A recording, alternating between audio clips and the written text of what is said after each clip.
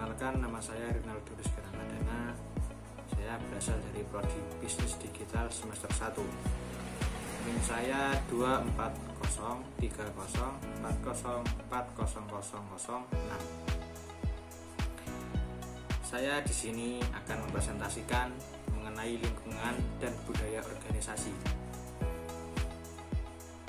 Pengertian yang pertama yaitu kita akan membahas tentang pengertian lingkungan organisasi. Ada beberapa ahli yang mendefinisikan tentang pengertian lingkungan organisasi. Yang pertama yaitu dari Susilowati dan Basuki, memberikan pengertian lingkungan organisasi sebagai segala sesuatu yang berada di lingkungan yang dapat mempengaruhi pada organisasi dalam melaksanakan aktivitasnya baik secara langsung maupun tidak langsung. Yang kedua, menurut Robbins dan Coulter, lingkungan organisasi adalah berbagai kekuatan-kekuatan yang berada di luar organisasi dan secara potensial mempengaruhi secara langsung maupun tidak langsung pada kinerja organisasi. Yang ketiga, menurut Athaillah, menyatakan bahwa kelangsungan hidup organisasi sangat dipengaruhi oleh kemampuan organisasi dalam mengelola pengaruh lingkungan. Selanjutnya kita akan membahas tentang lingkungan dalam organisasi. Lingkungan dalam organisasi dibagi menjadi dua, yaitu lingkungan internal dan lingkungan eksternal. Menurut Dunning-Rong, lingkungan eksternal adalah institusi atau kekuatan luar yang potensial mempengaruhi kinerja organisasi. Lingkungan eksternal terdiri dari dua komponen, yaitu lingkungan khusus atau mikro dan lingkungan umum atau makro. Lingkungan khusus ini adalah bagian dari lingkungan yang secara langsung berinteraksi dengan pencapaian tujuan organisasi. Lingkungan khusus meliputi berbagai pihak yang memiliki kepentingan terhadap organisasi atau stakeholder, seperti konsumen, pemasok, pesaing, investor, kreditor, dan pemerintah. Wardana menambahkan, lingkungan umum meliputi lingkungan ekonomi, lingkungan politik dan hukum, lingkungan potensial, budaya, lingkungan demografi, lingkungan geografi, lingkungan teknologi, lingkungan etika, dan tanggung jawab sosial organisasi. Yang terakhir yaitu lingkungan global yang mungkin mempengaruhi organisasi. Selanjutnya kita akan membahas tentang lingkungan internal. Menurut Purwanti dan Fatah, lingkungan internal adalah tempat manajer bekerja yang mencakup budaya perusahaan, teknologi produksi, struktur organisasi, dan fasilitas fisik. Adapun menurut Margarita, lingkungan internal perusahaan merupakan sebagai kekuatan yang berada di dalam organisasi itu sendiri dan memiliki sifat yang dapat dikendalikan oleh manajemen. Lingkungan internal meliputi karyawan, dewan direksi, dewan komisaris, pemegang saham, dan lingkungan kerja fisik. Cynthia dan Mulia menyatakan bahwa setiap organisasi senantiasa berada dan saling mempengaruhi dengan lingkungannya. Hubungan timbal balik antara organisasi dan lingkungan di mana organisasi itu berada berlangsung secara terus-menerus meskipun dengan tingkat saling pengaruh yang bervariasi. Perubahan organisasi senantiasa terjadi sebagai akibat dari perubahannya kondisi lingkungan di mana organisasi itu berada. Jadi, organisasi senantiasa melakukan adaptasi terhadap lingkungan sekitarnya. Demikian pula sebaliknya, lingkungan juga mendapat pengaruh dari organisasi. Kita lanjut ke budaya. Pengertian budaya. Budaya organisasi mencakup harapan organisasi, pengalaman filosofi, serta nilai-nilai yang memandu perilaku anggota dan diekspresikan dalam citra diri anggota, cara kerja batin, interaksi dengan dunia luar, dan harapan masa depan.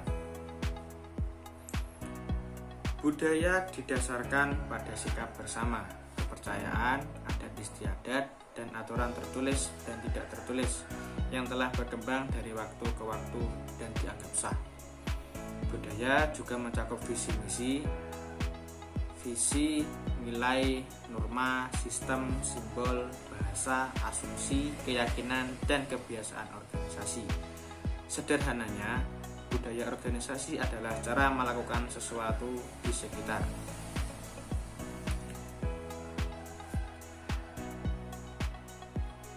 Lanjut. Definisi budaya mengungkapkan bagaimana konstruksi bermain di tempat kerja. Definisi lain menekankan komponen perilaku karyawan dan bagaimana budaya organisasi secara langsung mempengaruhi karyawan dalam suatu organisasi. Skene menyatakan bahwa budaya organisasi adalah pola dasar yang diterima oleh organisasi untuk bertindak menyelesaikan masalah yang membentuk karyawan agar mampu beradaptasi dengan lingkungan dan juga untuk menyatukan karyawan dan organisasi. Berdasarkan uraian di atas, dapat disimpulkan bahwa budaya organisasi adalah tatanan sosial dari suatu organisasi, membentuk sikap dan perilaku secara luas dan tahan lama. Norma budaya mendefinisikan apa yang didorong, dihalangi, diterima, atau ditolak dalam suatu kelompok. Ketika diselaraskan dengan benar dengan nilai dorongan dan kebutuhan pribadi, budaya dapat melepaskan sejumlah besar energi menuju tujuan bersama dan mendorong kapasitas organisasi untuk berkembang. Yang berikutnya kita akan membahas tentang pentingnya budaya organisasi. Menurut Kumar Zhaoteng menyatakan bahwa budaya organisasi mempengaruhi semua aspek bisnis, mulai dari ketepatan waktu hingga persyaratan kontrak dan tunjangan kerja. Pentingnya budaya organisasi dapat diuraikan sebagai berikut. Pertama yaitu nilai-nilai bisnis menetapkan norma-norma perilaku staf. Kedua, budaya menentukan cara manajer dan karyawan perusahaan memperlakukan satu sama lain. Ketiga, budaya organisasi yang khas dapat mendukung citra merek bisnis dan hubungan dengan pelanggan. Keempat, budaya tidak hanya menentukan bagaimana keputusan dibuat, tetapi juga jenis keputusan strategis yang diambil. Yang kelima yaitu budaya organisasi telah jelas terkait dengan kinerja ekonomi dan keberhasilan jangka panjang organisasi. Berikutnya yaitu kita akan membahas tentang model budaya organisasi. Hofstede menyatakan ada 6 budaya organisasi yang menempatkan nilai dalam organisasi. 6 dimensi budaya tersebut yaitu 1. Jarak kekuasaan. Indeks jarak kekuasaan adalah ukuran distribusi kekuasaan yang menunjukkan bagaimana kekuasaan dalam suatu masyarakat atau organisasi bisnis atau perusahaan didistribusikan kepada orang-orang dari lembaga atau perusahaan tertentu. Yang berikutnya yaitu individualistis atau kolektivistik. Organisasi bisnis mungkin juga memiliki sifat individualisme atau kolektivisme dalam budaya organisasi atau lingkungan kerjanya.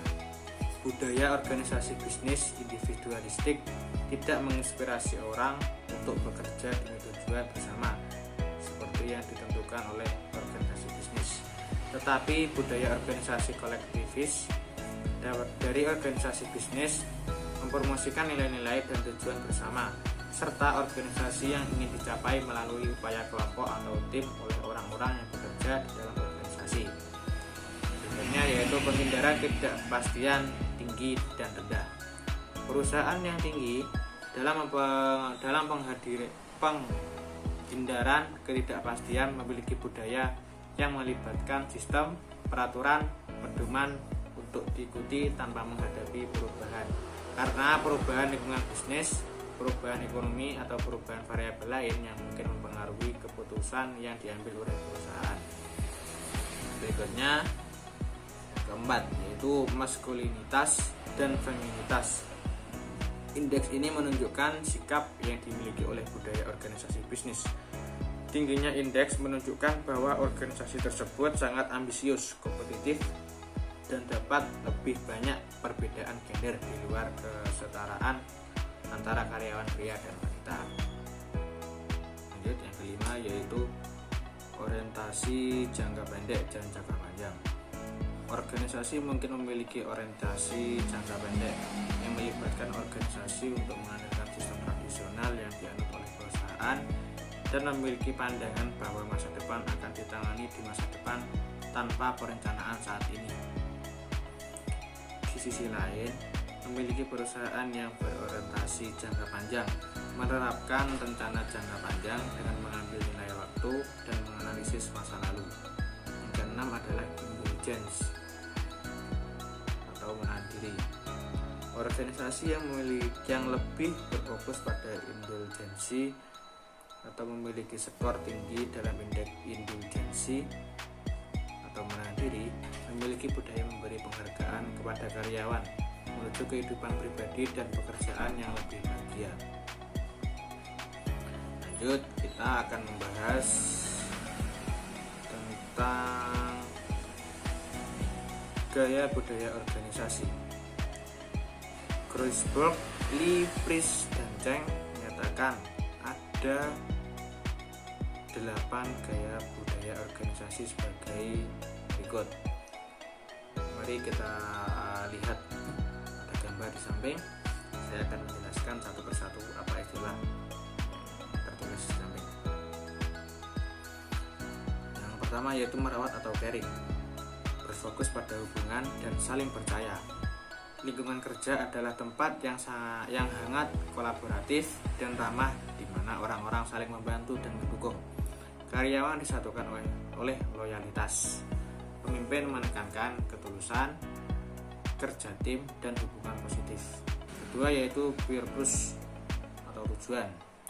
Lingkungan kerja adalah tempat yang toleran dan penuh kasih di mana orang-orang mencoba berbuat baik untuk masa depan dunia jangka panjang. Karyawan disatukan oleh fokus pada keberlanjutan dan komunitas global. Pemimpin menekankan cita-cita bersama dan berkontribusi untuk tujuan yang lebih besar. Berikutnya adalah learning atau belajar. Lingkungan kerja adalah tempat yang inventif dan berpikiran terbuka, di mana orang-orang mencetuskan ide-ide baru dan mengeksplorasi alternatif. Karyawan disatukan oleh rasa ingin tahu. Pemimpin menekankan inovasi, pengetahuan, dan petualangan. Yang keempat adalah kenikmatan atau enjoyment. Lingkungan kerja adalah tempat yang ringan, di mana orang cenderung melakukan apa yang membuat mereka bahagia. Karyawan disatukan oleh kesenangan dan stimulasi. Pemimpin menekankan spontanitas dan rasa humor. Yang kelima adalah hasil. Lingkungan kerja adalah tempat yang berorientasi pada hasil dan berdasarkan prestasi di mana orang bercita-cita untuk mencapai kinerja terbaik. Karyawan disatukan oleh dorongan untuk kemampuan dan kesuksesan. Pemimpin menekankan pencapaian tujuan. Keenam adalah authority atau otoritas. Lingkungan kerja adalah tempat yang kompetitif di mana orang berusaha untuk mendapatkan keuntungan pribadi. Karyawan disatukan oleh kontrol yang kuat. Pemimpin menekankan kepercayaan dan dominasi. Yang ketujuh adalah safety atau keamanan. Lingkungan kerja adalah tempat yang dapat diprediksi, di mana orang-orang sadar akan resiko dan memikirkan berbagai hal dengan hati-hati. Karyawan disatukan oleh keinginan untuk merasa terlindungi dan mengantisipasi perubahan. Pemimpin menekankan menjadi realistis dan perencanaan ke depan. Yang terakhir adalah order atau pesanan. Lingkungan kerja adalah tempat metodis di mana orang cenderung bermain sesuai aturan dan ingin menyesuaikan diri. Karyawan disatukan oleh kerjasama. Para pemimpin menekankan prosedur bersama dan kebiasaan yang dihormati waktu. Terakhir kita akan membahas tentang budaya organisasi yang berkualitas. Menurut Bakhri Daryono dan Soeharnomo menyatakan bahwa keuntungan memiliki budaya organisasi yang berkualitas akan menciptakan rasa memiliki dan keamanan bagi staf, karena mereka merasa seolah-olah mereka adalah bagian dari bisnis yang pada akhirnya dapat membantu meningkatkan kerja tim serta meningkatkan motivasi. Budaya organisasi berkinerja secara konsisten mencerminkan kualitas tertentu yang harus dikembangkan, yaitu satu, penyelarasan. Artinya ketika tujuan perusahaan dan motivasi karyawannya semua mengarah ke arah yang sama. 2, apresiasi. Budaya apresiasi adalah salah satu di mana semua anggota tim sering memberikan pengakuan dan terima kasih atas kontribusi orang lain. 3, mempercayai. Budaya kepercayaan anggota tim dapat mengekspresikan diri dan mengandalkan orang lain untuk mendukung mereka ketika mereka mencoba sesuatu yang baru. Berikutnya, pertunjukan. Karyawan berbakat saling memotivasi untuk unggul, di mana profitabilitas dan produktivitas yang lebih besar adalah hasil. Berikutnya adalah kerja tim, meliputi kolaborasi, komunikasi, dan rasa hormat antara anggota tim. Berikutnya adalah integritas. Artinya sangat penting bagi semua tim saat mereka saling mengandalkan untuk membuat keputusan, menafsirkan hasil, dan membentuk kemitraan. Berikutnya, inovasi. Artinya budaya inovasi berarti menerapkan pemikiran kreatif ke semua aspek bisnis, bahkan inisiatif budaya sendiri. Yang terakhir adalah keamanan psikologis. Artinya menyediakan dan mendukung kebutuhan karyawan mengambil risiko dan memberikan umpan balik yang jujur. Demikian pemaparan sedikit materi tentang lingkungan dan budaya organisasi. Mohon maaf sebelumnya apabila dalam penyampaian tadi banyak kekurangan yang masih perlu untuk dibenahi untuk selanjutnya. Terima kasih sudah menyimak dari awal sampai akhir. Apabila ada salah kurangnya mohon dimaafkan, dan apabila ada koreksi-koreksi mohon untuk ditulis di kolom komentar di bawah. Terima kasih. Akhirul kalam. Wassalamualaikum warahmatullahi wabarakatuh.